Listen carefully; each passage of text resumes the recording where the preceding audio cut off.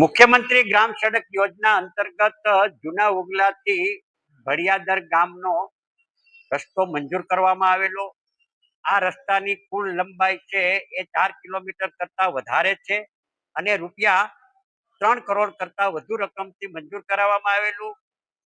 જે તે એજન્સી એટલે રુદ્રાસ કન્સ્ટ્રક્શન દ્વારા આ રોડનું કામ શરૂ કરવામાં આવ્યું અને કામ પૂર્ણ કરવામાં આવ્યું છે. 1100 મીટરનો ડામર રોડ કરવામાં આવ્યો છે અને 3 કિલોમીટર ઉપરનો સીસી રોડ બનાવવામાં આવ્યો છે. અને સીસી રોડ બન્યા પછી જ્યાં નાળા મૂકવામાં આવ્યા છે, તો ગઈકાલે પ્રેસના મિત્રો સાથે જ્યારે સ્થળ મુલાકાત લીધી ત્યારે જે નાળું બનાવવામાં આવ્યું છે એ નાળામાં જે તે વખતે ખેડૂતોએ રજૂઆતો કર્યા પછી પણ નાળું જે છે એ નાળું ન બનાવ્યું અને ખેડૂતો નાળા લઈ આવી અને મૂક્યા અને એના ઉપર સીસી રોડ કર્યો. અને એ સીસી રોડ કર્યા પછી અંદરથી 5 થી 6 ફૂટનું મોટું પોલાણ થઈ ગયું છે. એટલે એ રોડ ફાટી પણ ગયો છે. મોટી તિરાડ 5 મીટરના રોડમાં થઈ છે. એટલે ગમે ત્યારે એ ભારે વાહન પસાર થશે એટલે એ રોડ બેસી થશે અને અકસ્માત થવાની શક્યતાઓ સંપૂર્ણપણે રહેલી છે.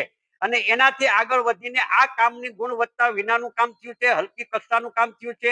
જે રોડની અંદર ટેન્ડરની અંદર જોગવાઈ છે એ ટેન્ડરની જોગવાઈ પ્રમાણે સ્થળ ઉપર કામ કરવામાં આવ્યું નથી. એની ફિટનેસ, એની જાડાઈ અને જે મટીરિયલ વાપરવું જોઈએ એ મટીરિયલ વાપરવામાં આવ્યું નથી. એટલે આ રોડનો જે છે એ ગામના લોકોને લાંબા સમય સુધી બંને ગામના લોકોને એમનો લાભ મળશે નહીં.